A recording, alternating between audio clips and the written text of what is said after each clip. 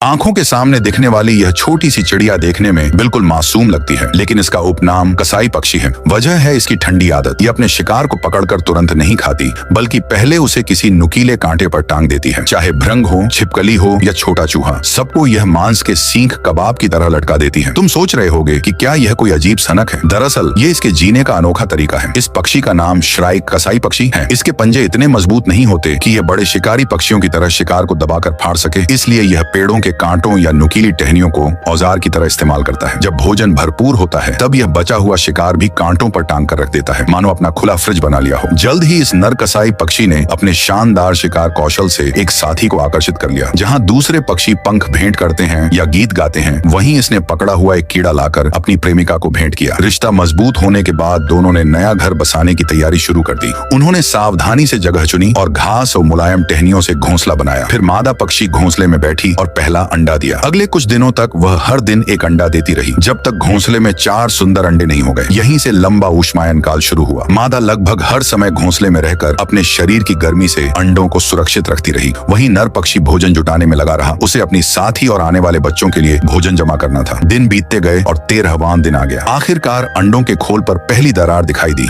जल्द ही पहला गुलाबी नन्हा बच्चा बाहर निकला। फिर दूसरा, तीसरा और चौथा। चारों चूजे जन्म ले चुके थे। वे पूरी तरह नंगे थे, आंखें भी नहीं खुली थी। वे सिर्फ चोंच खोलकर भोजन मांगते रहते थे। अब माता पिता की असली परीक्षा शुरू हुई। दोनों बारी बारी से भोजन की तलाश में निकलते। एक घोंसले की रखवाली करता तो दूसरा शिकार पकड़ता। वे बार बार कीड़े और छिपकलियां लाकर बच्चों की हर खुली चोंच में भोजन डालते। खाना खिलाने के बाद वे बच्चों की गंदगी भी घोंसले से बाहर ले जाते ताकि घर साफ रहे। माता पिता की अथक देखभाल में बच्चे तेजी से बढ़ने लगे। गुलाबी छोटे से गोले अब धीरे धीरे मुलायम पंखों से ढक गए। घोंसला भी अब छोटा पड़ने लगा। 34वें दिन तक बच्चों का आकार लगभग माता पिता जितना हो चुका था। उनके पंख भी मजबूत हो गए थे। आखिरकार घोंसला छोड़ने का दिन आ पहुंचा। माता पिता की निगरानी में एक साहसी चूजे ने सबसे पहले घोंसले से छलांग लगाई। उसने पंख फड़फड़ाए और अपने जीवन की पहली उड़ान की ओर बढ़ गया। हालांकि वे घर छोड़ चुके थे, लेकिन अभी पूरी तरह स्वतंत्र नहीं हुए थे। अगले 1 महीने तक माता पिता उन्हें भोजन कराते रहे और सिखाते रहे कि शिकार कैसे करना है और दुश्मनों से कैसे बचना है। कुछ हफ्तों बाद जो चूजे कभी सिर्फ भोजन के लिए चिल्लाते थे, अब पूरी तरह जीने की कला सीख चुके थे। उन्होंने अपने माता पिता की तरह ऊंचाई से शिकार पर नजर रखना, बिजली की गति से हमला करना और शिकार को कांटों पर टांगने की कला भी सीख ली। अब समय आ गया था विदा का। इस क्षण से वे अपने माता पिता से अलग होकर अपनी स्वतंत्र यात्रा शुरू करेंगे।